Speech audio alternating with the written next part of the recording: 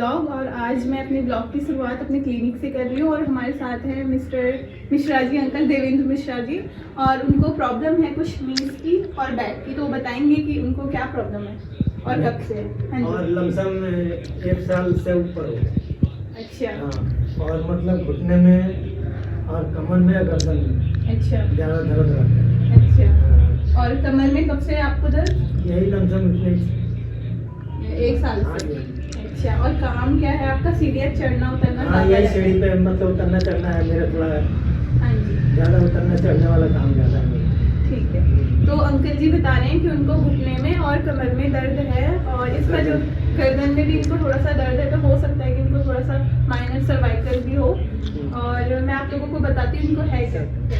तो अंकल को वैसे तो दोनों घुटनों में प्रॉब्लम है, लेकिन ज़्यादा प्रॉब्लम अंकल आपको कौन से घुटने में? राइट वाले। राइट नी में इनको ज़्यादा प्रॉब्लम है और इनका जो डायग्नोस बनता है वो है ऑस्टियोआर्थराइटिस। तो मैं आप लोगों को बताऊंगी कि ऑस्टियोआर्थराइटिस एग्जैक्टली होता क्या है। तो ऑस्टियोआर्थराइटिस है ये नी का, और ऑस्टियोआर्थराइटिस होता क्या है, जब हमारे जो जॉइंट्स होते हैं, नी का जो जॉइंट होता है उसके बीच में जो कार्टिलेज होता है वो हमारा ख़त्म हो जाता है, जिसे आम भाषा में हम ग्रीस कहते हैं। तो अगर वो ग्रीस ख़त्म हो जाता है तो हमारी जो हड्डियाँ हैं आपस में वो रब करने लगती हैं, तो उसको हम कहते हैं ऑस्टियोआर्थराइटिस, जिसकी वजह से हमारे घुटनों में दर्द शुरू होने लगता है और स्वेलिंग शुरू हो जाती है।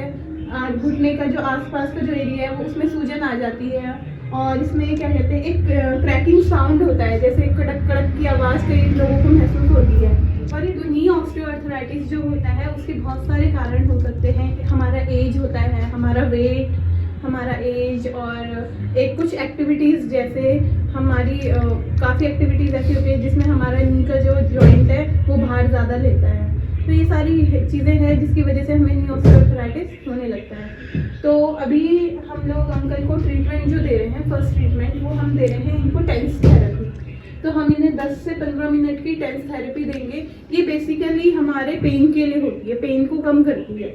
और जितनी भी थेरेपीज़ या मॉडलिटीज़ होती हैं वो सारी हमें मतलब पेन के लिए ही होती हैं। और फिजियोथेरेपी में जितनी भी मॉडलिटीज़ वगैरह या जो भी हम ट्रीटमेंट देते हैं वो हम मेडिसिन फ्री ट्रीटमेंट देते हैं। तो फिजियोथेरेपी का मतलब ये होता है कि ट्रीटमेंट विदाउट मेडिसिन, मतलब हम जो भी ट्रीटमेंट देंगे उसका कोई साइड इफेक्ट। और अभी हमें अंकल को टेंस दिया हुआ है 10 से 15 मिनट। इसके बाद हम देंगे यूएस थेरेपी और 5 मिनट के लिए। और अंकल के बैक में भी हमने टेंस लगाया हुआ है क्योंकि उनको लोअर बैक की भी प्रॉब्लम है।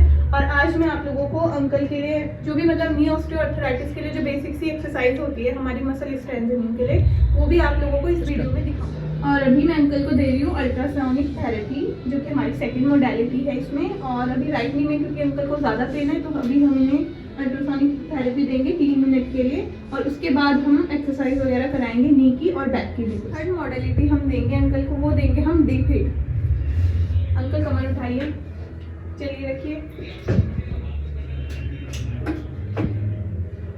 और आप लोग चाहो तो घर पे भी सिकाई कर सकते हो किसी भी चीज़ से, चाहे आपके पास इलेक्ट्रिकल बैग है या फिर वाटर बैग है, उससे आप सिकाई किया की साइज है ऑस्टियोआर्थराइटिस के लिए, नी ऑस्टियोआर्थराइटिस के लिए, वो है एंकल टो मूवमेंट। और इसमें हमें पंजों का जो है मूवमेंट करना है। तो अभी अंकल पंजे अपनी तरफ खींच के रखा हुआ है अंकल ने, जो कि 10 सेकंड के लिए।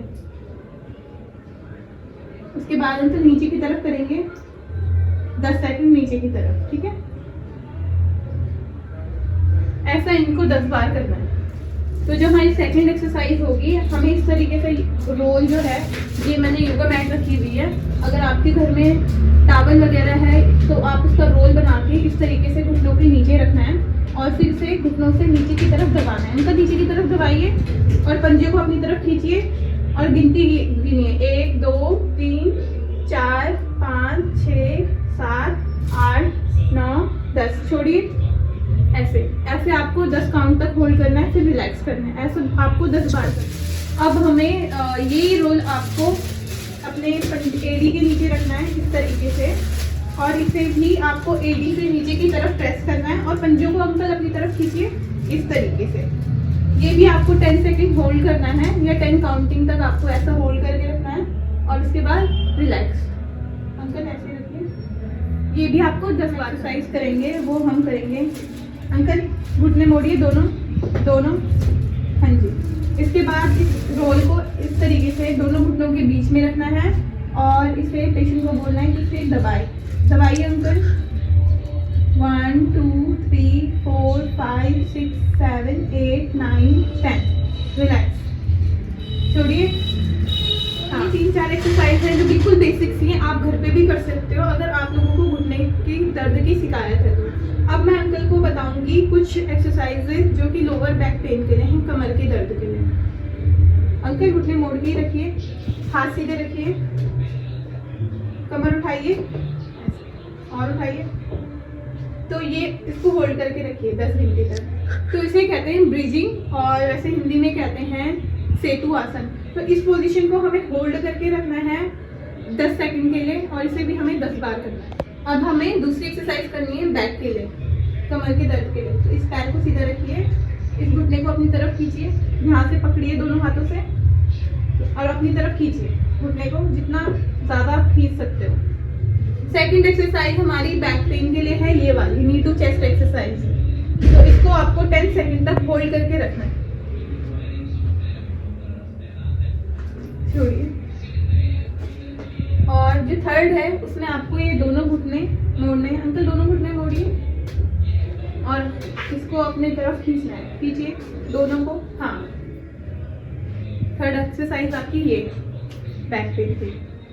सो दोस्तों, मैंने आप लोगों को यहाँ पे अंकल के लिए जो भी एक्सरसाइज दिखाई है ये आप घर पे भी ट्राई कर सकते हो, और ये बहुत बेसिक सी एक्सरसाइजेज है अगर आपको भी घुटनों की प्रॉब्लम है या फिर कमर का दर्द है।